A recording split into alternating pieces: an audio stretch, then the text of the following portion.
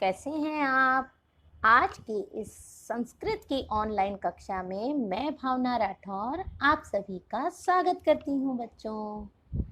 आज हम धातु परिचय से संबंधित गतिविधि स्वरूप इस वीडियो में धातु का परिचय करेंगे और धातु हिंदी और इंग्लिश में क्या कहे जाते हैं इसे जानेंगे और लट लकार में धातु के साथ प्रयोग किस प्रकार किया जाता है यह भी जानेंगे।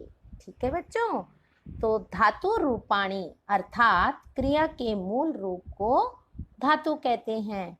जिस तरह बोलना एक क्रिया है हिंदी में, उसे ही संस्कृत में वद धातु कहा जाता है। और देखिए बच्चों, खेलना एक क्रिया है और इसे संस्कृत में खेल धातु कहा जाता है। हंसना एक क्रिया है, यह संस्कृत में हस धातु है। पढ़ना एक क्रिया है और संस्कृत में यह पठ धातु कहलाती है बच्चों। लिखना एक क्रिया है और संस्कृत में लिख धातु।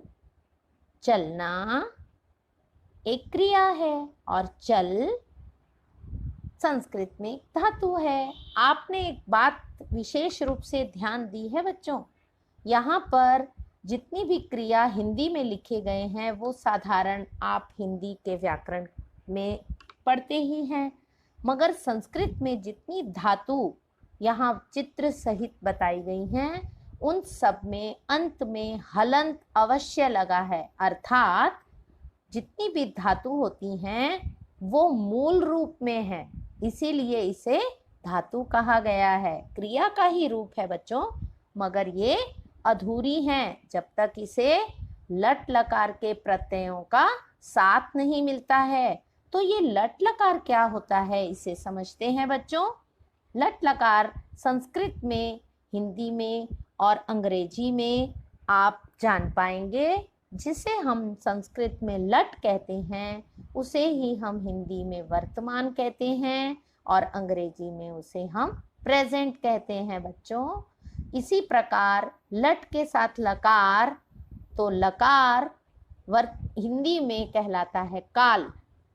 तो संस्कृत में बना लट लकार, हिंदी में बना वर्तमान काल और इंग्लिश में बना काल टेंस, तो बन गया प्रेजेंट टेंस। देखा बच्चों, लट लकार ही संस्कृत में हिंदी में वर्तमान काल बन जाता है और वही प्रेजेंट टेंस इंग्लिश में कहलाता है। तो देखा बच्चों, आपने दो भाषाओं का जो पूर्व से ही आपको ज्ञान है उसके आधार पर संस्कृत में लट लकार को कितना आसानी से समझ लिया। अब इस लट लकार के प्रत्यय होते हैं बच्चों, जिसे हम धातु रूपाणी कहते हैं। तो लट लकार वर्तमान काल के प्रत्ययों को जानते हैं। प्रत्यय प से और प से पीछे। तो प्रत्यय हमेशा शब्दों के अंश होते हैं जो शब्दों किसी भी शब्द के पीछे लगते हैं और उसके अर्थ को बदल देते हैं।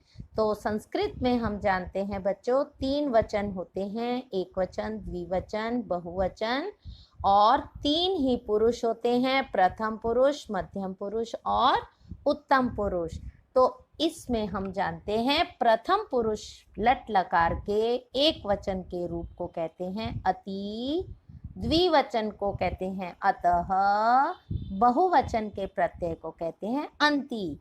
तो प्रथम पुरुष के तीनों वचनों में लट लकार के प्रत्यय हैं अति, अतः, अंति।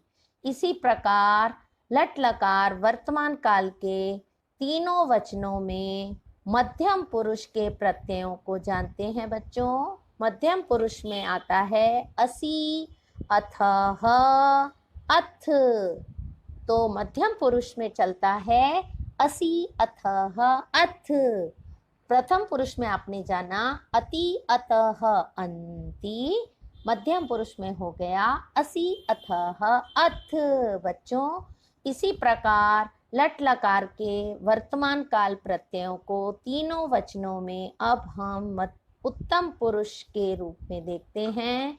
उत्तम पुरुष में एक वचन आमी, द्विवचन आवह और बहुवचन आमह। तो ये बन गया उत्तम पुरुष के तीनों वचनों के प्रत्यय आमी, आवह, आमह।